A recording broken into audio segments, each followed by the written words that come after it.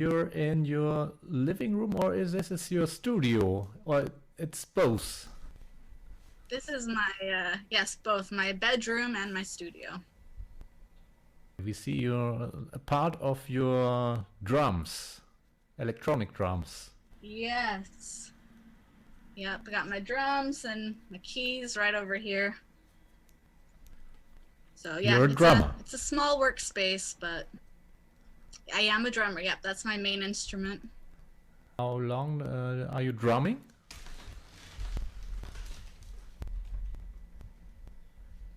So I have been drumming for 22 years. I started Oh, when I wow. was 9, and I've been playing ever since.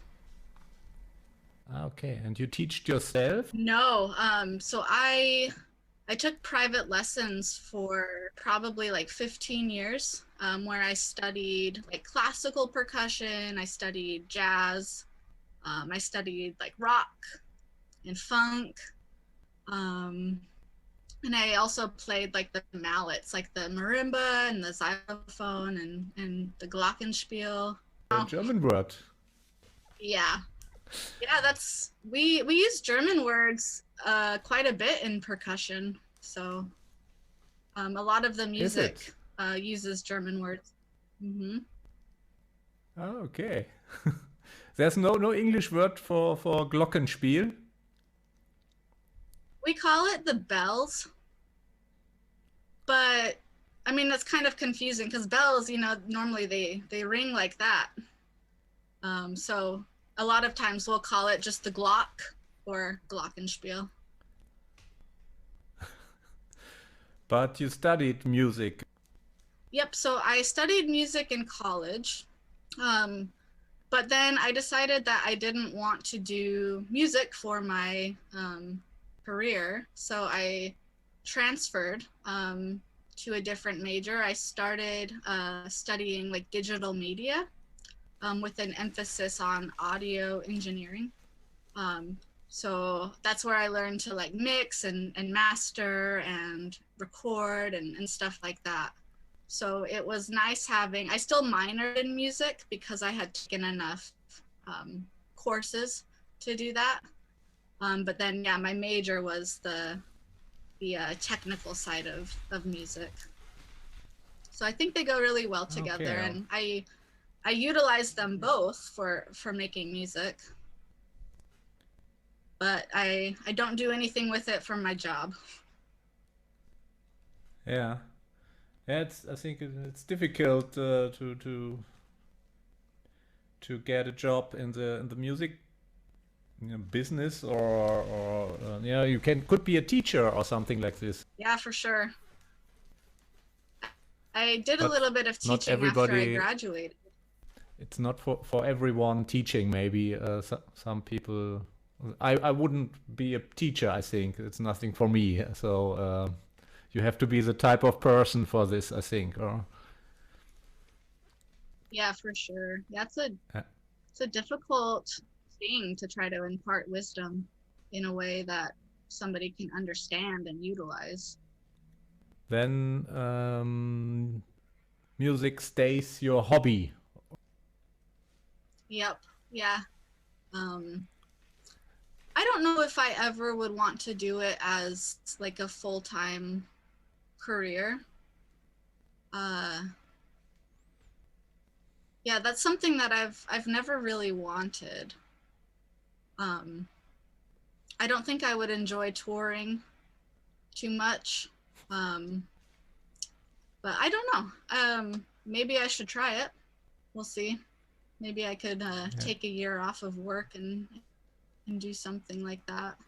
It might be an Yeah. interesting thing. I think from time to time you need some break from music, or every day creating music, or it's too much, I think. Yeah, Oh, your cat, is exactly. it your cat? I saw Yes, your cat, my maybe. cat. Yeah, You have one she's in the cat? window. Uh, Ah. I actually have three. Yeah. Three. So I live with my sister, and yep, she has two cats, and then I have one. But So you're it's a full house. the music girl in your flat, or is your sister also in music? No, she's not very musical. I think I got all of the music talent in my family. Uh, I stole it all. Um, they both did band through high school. Cheers. But, oh, cheers. I had my very first beer in Germany. Okay, you have been in Germany already. Okay. Yeah, I've actually visited 4 times. Ah, okay. Hopefully going for time number 5 soon after the pandemic. And when did you start with making your own songs? Yeah, so I started in like 2008, 2009. I had a friend who had gotten into making electronic music, and I decided I wanted to learn as well. So he was kind of able to, I mean, give me copies of all of the programs. He taught me the basics. So I started doing some stuff back then. That was when I was in college. And then I stopped for like 10 years. I didn't make anything. I just, I don't know, I kind of had like a creative block, for years and years and years. And it wasn't until my friend passed away, the friend who had like taught me everything, that I finally felt the urge to get the program up and running again, and dust off my keyboard and get going again. Um, so yeah, Which it's program?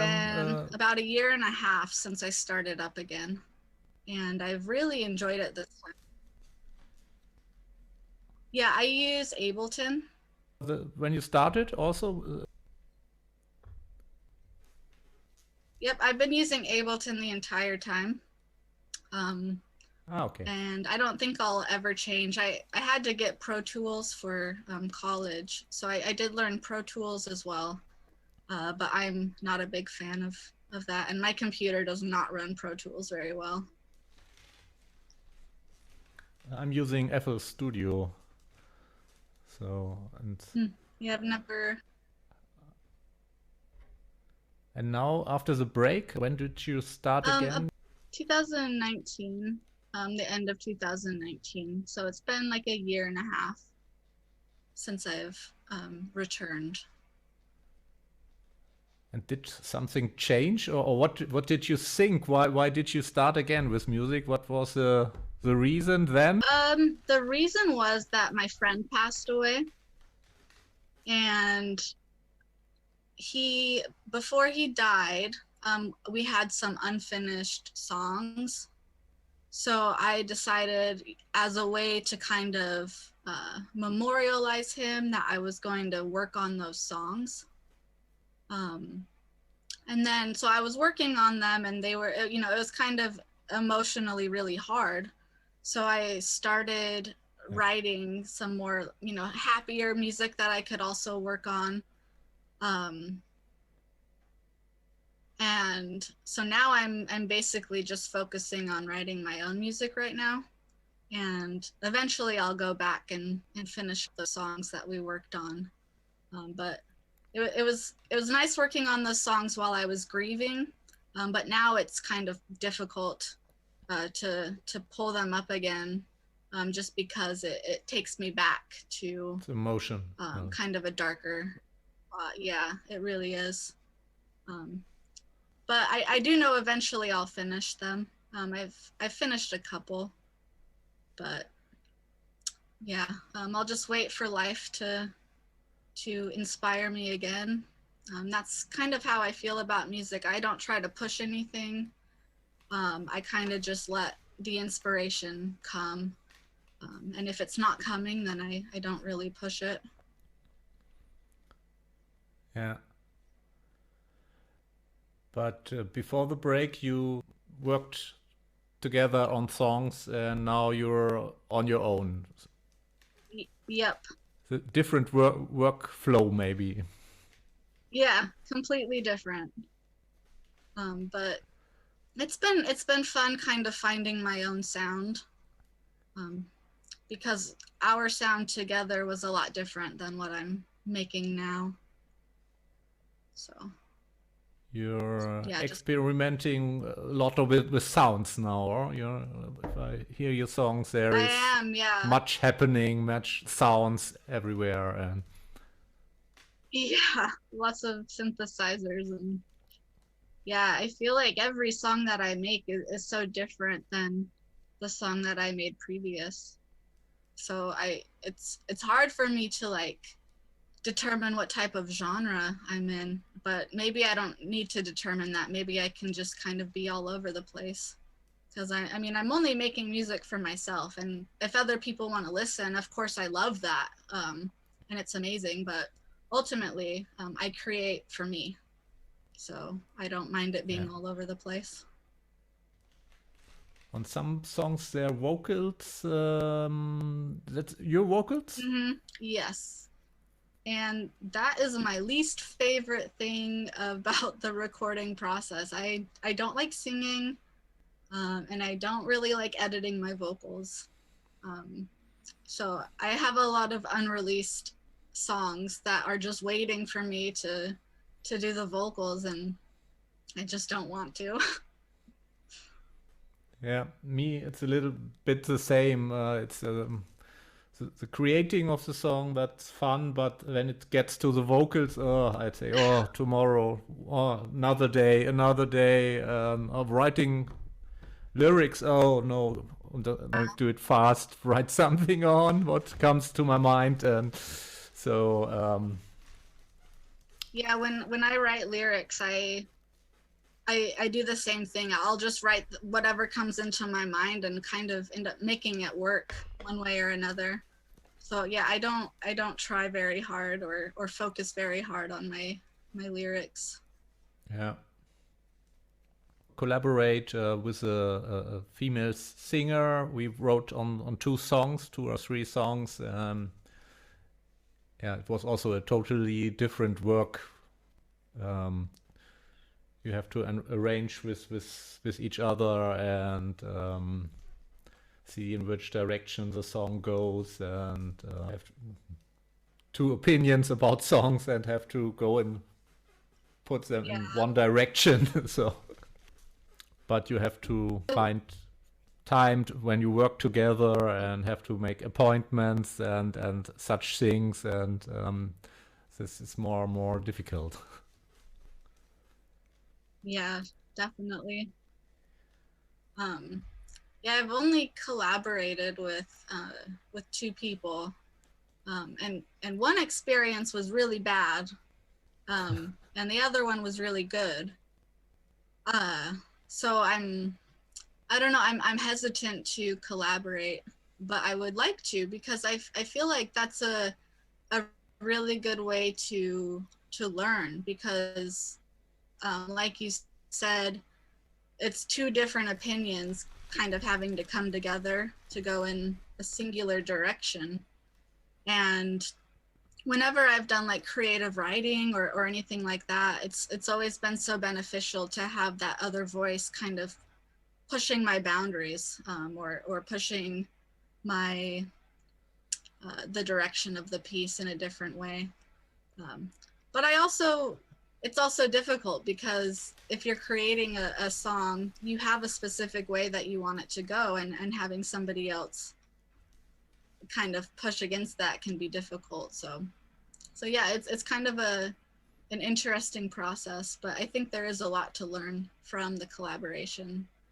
But like you said, then you have to be scheduling, you have to like find times to work with each other. It turns into like a bureaucracy almost. You're just doing so much work behind the scenes just to be able to make the music. I had a collaboration. Before we said I have some songs, instrumentals, and was searching for a singer who puts lyrics on it and sing to the song. And in the end, it was a collaboration, and she did 50% of the writing of the song, and so everything changed a little bit in this process. And but in the end, were nice songs. Maybe the mixing could be a little bit better. I'm improving on that. I have to go a long way on mixing and mastering. You can learn for years. Yeah, I can definitely improve as well. And I think when I was first making music, I never wanted to release anything because I thought, well, my mixing and mastering isn't good enough, so I'm just not going to release it. So when I came back to music, I decided, I need I need feedback. I can't just get better by hiding my music. I need to like put it out there. I know it's not going to be the best, but I will get people who can teach me some like tips and tricks along the way. And I've definitely noticed an increase in my mixing ability since I've started doing that. But it does make it difficult to go back to older songs and listen and go, oh, I could do so much better now. Yeah, many musicians have this problem. They think they should not publish their songs because the quality is not, the level is not high enough of this production or something like that. And then they say, yeah, I will do it if it's better. But in the end, it stays on the computer and they never release it. And so I decided to do it the best I can, and then I publish it, and let's see. And I try to improve, and from song to song, I hope it gets better with the production. I'm sad about it that I didn't start earlier with making music, but at least you started. Yeah. Yeah, I have the same feelings. I wish that I would have continued making music. I wish I never stopped. I mean, different life things were happening around that time that I stopped, but sometimes I think how much better I would be if I didn't stop. But I mean, that's not really a productive way of thinking. So I can just focus on the now and just get better and better. When you're releasing songs on Spotify, I think it's good if you put out new music regularly. They say you should release one song per a month. So that is good for the algorithm. But okay. Yeah. So I decided to release also my old songs I only had on SoundCloud. I now scheduled every month I put a song on Spotify, and also decided to release some songs which have not such a good mixing, but I call them demo versions then, so or early versions from a song which I released earlier stage of it. Sometimes the song changes the direction from version to version. So if you hear after 2 or 3 years an old song and hear version 1, version 2, version 3, and it's interesting how this song changed. You didn't remember that there are so many versions of this song. Yeah. I love listening to artists who like release their demo versions, because I think it's so interesting to hear how the song has changed, and it's nice to try to kind of analyze or figure out the differences and why they went that creative way, or so I think that's awesome that you're doing that, releasing. if I have a favorite song, I would like to hear a live version of it. And some people want to hear the song played live exactly like on the album, and I'm happy if they don't play it exactly like on the album and play a different guitar solo or something like that of my favorite song. So I have different versions, and I like this more. I agree. I like that too. It gives more dimension to the song. Yeah, and sometimes you heard the original version 1,000 times, and so you want to hear a different one with a little bit difference in it. Or Mm-hmm. And I think with live performances, it just captures a type of energy that I think is really intriguing and enticing. did you play live? I played in a band early on, so like 2008, 2009. So we performed live a little bit, but I haven't performed live since. And then since I started making music during the pandemic, there haven't been any shows or anything, but I think eventually I would like to perform at least once live just to get that experience. Yeah, you have one video on your YouTube page I saw. This was a very special one. Super Mario Bros. Drum set. What was this? Yeah, This was a live performance. It was a live performance. So I guess I do perform live with like bands like wind bands or like classical bands. So with like a conductor and trumpets and everything. So I do perform like classical percussion with them, and that concert was a video game concert, so it was really fun. I got to play drum set on quite a few songs. So I thought it would be fun to video myself and do like a point of view video of that.